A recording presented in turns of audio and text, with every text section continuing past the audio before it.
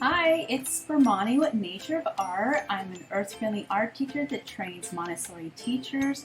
I'm also the author of Nurturing Children to Visual Arts and also this specific Montessori book, Introducing Visual Arts to the Montessori Classroom.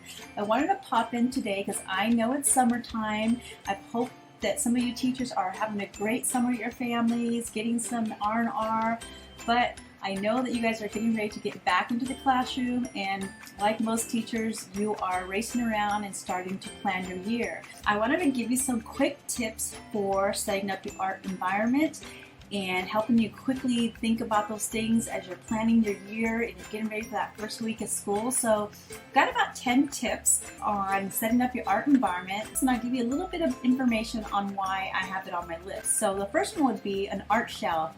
Maybe you've never had an art shelf allocated to your classroom. Maybe you might want to think about that for this year. Maybe start off your new year of teaching with having an actual art shelf that's allocated all year long that helps support art literacy. Maybe you have an art shelf in the classroom, but you've never set it up to function for the kids to work independently, for those students that are advanced, or you have students that need guided lessons. So maybe this year as a tip, you might look at that shelf and think about setting it up for those areas. And so that's number one. Number two might be trying out a new art medium that you didn't have a chance to try out last year, but you've been wanting to, and it's on your bucket list of trying something out. Let's give you an example, maybe like oil pastels. Maybe you've seen some cool oil pastel art lessons that kids have done and you want to try that out. So maybe you can plan this year to pop into the art store, grab that medium and put that into your plan and get that idea out for the first time this year. How about new art projects? A lot of teachers that I meet and I train tell me they have no idea what to teach. So I'm going to give you two quick tips. One, you're going to start your year most likely talking about the great lessons, and you're probably going to have a lot of storybooks that you're going to be sharing with your students. Why not look at those books and look at the artwork that's in those books? Maybe you can highlight an artist's illustrations or paintings. Maybe you can pull some idea out of the storybooks you're going to share and do an art project. I want to give you an example. Okay, so when my kids were younger, I remember reading The Velveteen Rabbit, which has a great moral story. And then after we were done reading that book, I actually pulled out clay and we did some little clay rabbits. It's just a project that would stimulate the ideas of the book, highlight the moral of the story. It could be basic, it could be a quick lesson on drawing a character out of the book, or it could be a painting lesson, or you can be using crafting. So you want to think very simple. So that's an idea for you if you were trying to rack your brain like, what can I teach? How about something that's based on some of the storybooks you have to read in the classroom this year? Okay, number 5, art supply list requests. How about giving a request to your parents? Sometimes you give a list on things that you might need for the year to the classroom that parents could donate. How about giving them your art supply wish list?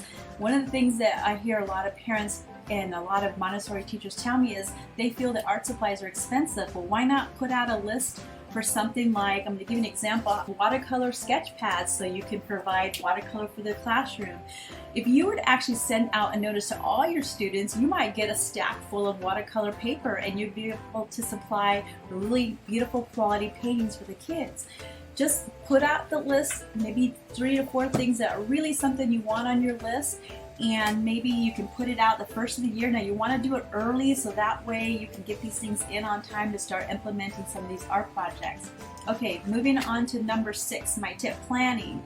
Now you're probably getting ready to plan your lessons for the whole year. How about planning in a couple art lessons? It may not be something that you normally do, but I bet if you already think about those things and you think about the lessons you have to teach throughout the year, you can throw in and maybe think, okay, I have to teach, botany this time of the year. Why not organize and plan some botany lessons that are tied into that? Just want to give you that tip there. Art helper. How about asking parents if they have anything that they'd like to contribute as far as coming in and volunteering to share an art project that's based on their cultural background. I've seen some really amazing teachers share with me that they invited a parent that's from another country to come in and do a craft. I also saw a parent come in and show the kids how to do some tinfoil artwork. and the parent came in and presented the lesson, the teacher and the aides helped out. So that could be another way you can fill in art projects that you hadn't thought about doing. Okay, let's move on to number 8, art project ideas. Okay, here's the tip. If you are stuck and you have no idea what to teach, I want you to go to your teacher's lounge and ask teachers, what are your favorite art projects? How many times do you admire artworks that your other teachers did with their classrooms and you thought, I'd love to do that? Well, why not try it out? Maybe you can sit down and ask the teacher, I want to teach that lesson you did last year and we saw you hang out on the walls. Can you give me some tips for that? It's a great way to get ideas for art projects. Also, Pinterest has so many art projects. All you have to do is think about the things you got to teach. You can type in those topics and then there you go. There'll be all kinds of fun ideas from painting to crafting to drawing to sculpting to modeling, so many fun things. Now if you've never had a chance to pick up my book, this book has so many ideas on what to teach and subjects. I even give themes, so if you're interested in that, I'll put a link so you can check that out. How about putting together this year an art album? If you design an art album and have it ready and available, as soon as you do an art project and you take some pictures, you can pop those in there. You can do some notes and on observation and journaling, writing down all the key things that were good and positive of that art project. So that's a great way of having an art album. It will also help you prepare for next year. So when you look at all the projects you did and look over your notes and your journaling, you'll know whether or not you want to put that in next year. It will help. I do it every year as an art teacher.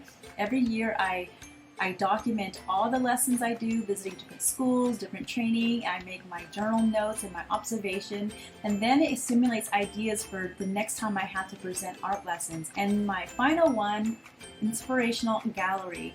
Why not find a spot in your classroom or maybe a wall that's specifically just for visual arts, where you will share just the things you want to highlight, whether a student makes something really amazing you want to share, or maybe you did one of these projects and you want to hang all the students' work. But having a focal point for visual arts really is supporting art literacy. So I want to encourage you to maybe think about doing that. Your children will actually look at that and actually come up with other ideas on their own.